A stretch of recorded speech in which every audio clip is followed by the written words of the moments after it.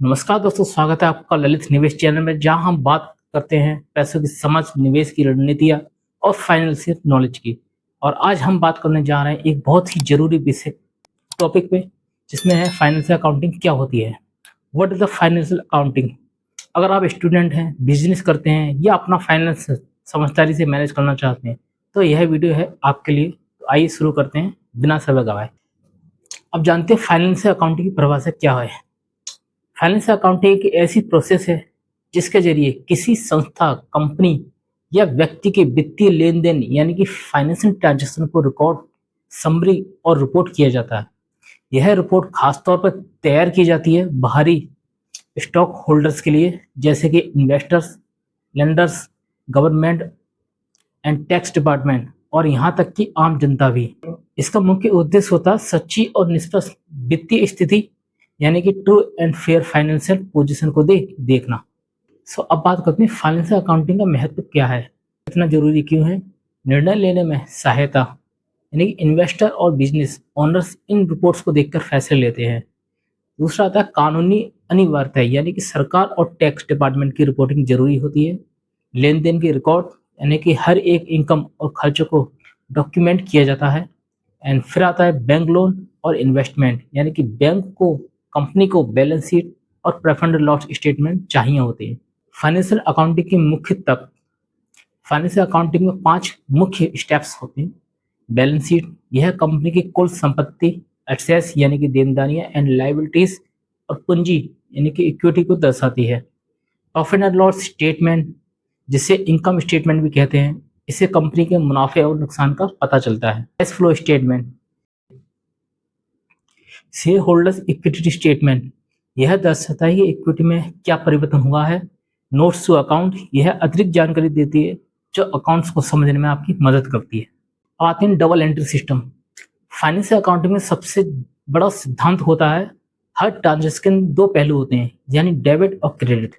उदाहरण के लिए, अगर आपने 10,000 का सामान खरीदा है तो कैश अकाउंटिंग क्रेडिट होगा और परचेस अकाउंटिंग डेबिट। इस सिस्टम में फाइनेंशियल रिकॉर्ड संतुलित यानी कि बैलेंस रहते हैं। आते हैं अकाउंटिंग के सिद्धांत यानी अकाउंटिंग प्रिंसिपल्स। फाइनेंशियल अकाउंटिंग कुछ मान्य सिद्धांतों पर आधारित होते हैं। गोइंग कंसेंट फाइनेंस, मान लिया जाता है कि कंपनी भविष्य में भी काम करती रहेगी। दूसरा आता है एक्टूबल बेस, इनकम और एक्सपेंस उसी समय रिकॉर्ड होते हैं जब ये अर्जित या खर्च किए जाते हैं, ना कि जब कैश आता है। कंसिस्टेंसी प्रिंसिपल, एक ऐसी अकाउंटिंग की पद्धति को लगातार फॉलो करना होता है। एंड फिर आता है मैचिंग प्रिंसिपल्स, यानी कंपनी को एक्सपेंसेस उसी साल के इनकम से मैच करके दिखाने होते हैं। अब आते हैं GAAP और IFRS accounting standards. Financial accounting के स्टैंडर्डाइज करने के लिए कुछ नियम बनाए गए हैं। भारत में GAAP यानी कि जनरली एक्सेप्टेड अकाउंटिंग प्रिंसिपल्स और अंतर्राष्ट्रीय स्तर पे IFRS यानी कि international financial reporting standards follow करते हैं। इसका पालन करना जरूरी है ताकि रिपोर्ट्स पारदर्शी और भरोसेमंद हो। अब बात करते हैं फाइनेंशियल अकाउंटिंग और मैनेजमेंट अकाउंटिंग में क्या डिफरेंट है। कई बार लोग इन दोनों में कंफ्यूज हो जाते हैं। कौन सी financial accounting and management accounting क्या डिफरेंट है, यानी कि उद्देश्य बाहरी यूजर्स के लिए report, financial accounting and management accounting आंतरिक प्रबंधन के लिए।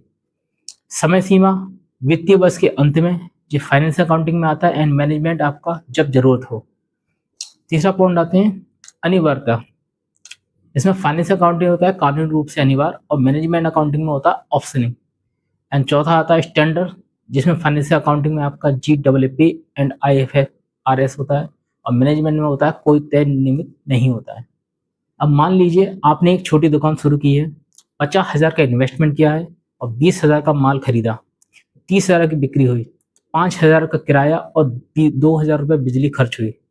अब आपको प्रॉफिट निकालना है, तो रेवेन्यू 30,000 रुपये, एक्सपेंस 20,000 रुपये यानी कि परचेज, 5,000 रुपये किराया एंड 2,000 रुपये बिजली बिल इज इक्वल टू 27,000 रुपये। प्रॉफिट आपका आता है 3,000 रुपये। यह सब आप प्रॉफिट एंड लॉस स्टेटमेंट में रिकॉर्ड करेंगे और फाइनेंशियल अकाउंटिंग में यही काम करता है, साफ और सही तस्वीर दिखाना।